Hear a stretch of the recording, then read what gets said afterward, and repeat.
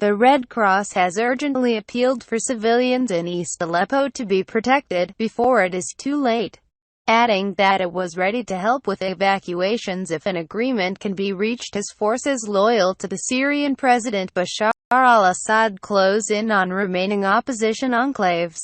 "We need to act now," said Pavel Krysiak, the head of communications at the International Committee of the Red Cross, who is in Aleppo.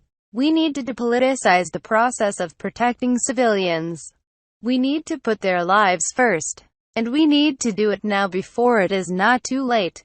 Aleppo. Assad forces within moments of retaking city amid reports of atrocities. Read more. "We are ready to implement any provision of any agreement between the parties for the sake of civilians.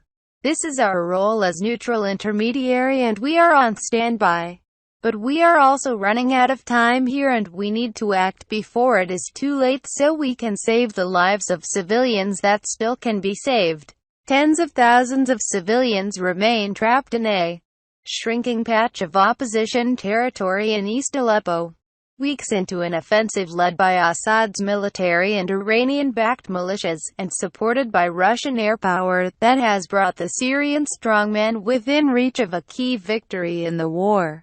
People in East Aleppo, who have issued distress calls and appeals to the international community to rescue them from retribution by pro-Assad forces, continued to post farewell messages overnight and into Tuesday morning, predicting they would either die by the ongoing bombardment or be tortured and killed if they surrendered.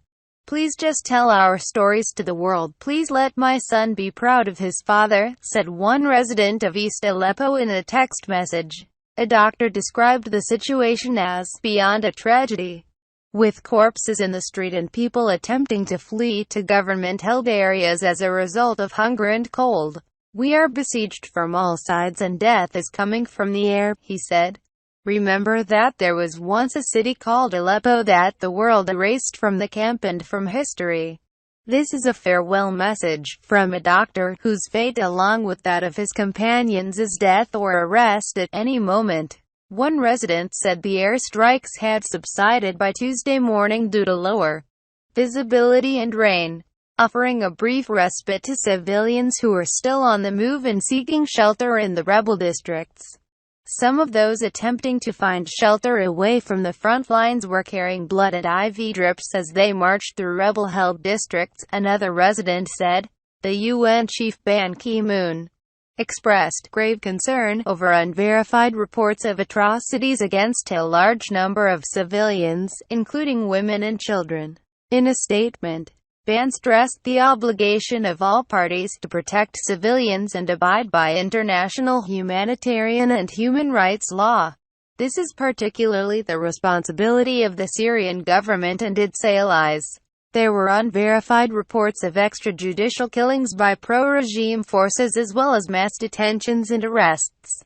In one image circulated by a pro-government parliamentarian, dozens of Syrian men and boys from East Aleppo stand in a detention camp in front of Syrian army soldiers.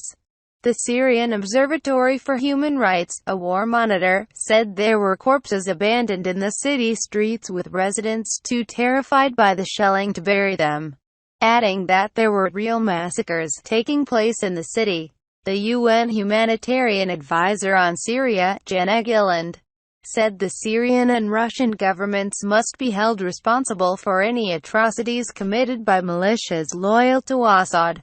The Syrian army and its allies are in the last moments before declaring victory in Aleppo, a Syrian military source told Reuters, after rebel defenses collapsed on Monday, leaving insurgents in a tiny, heavily bombarded pocket of ground.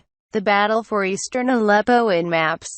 How rebel territory is shrinking. Read more. The bombardment of rebel areas of the city continued non-stop on Monday during the day in what residents called a doomsday scenario.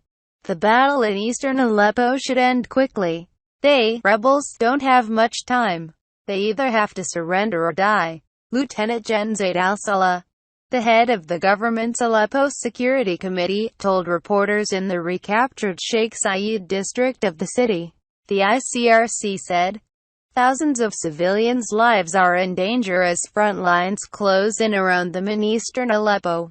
As the battle reaches new peaks and the area is plunged into chaos, thousands with no part in the violence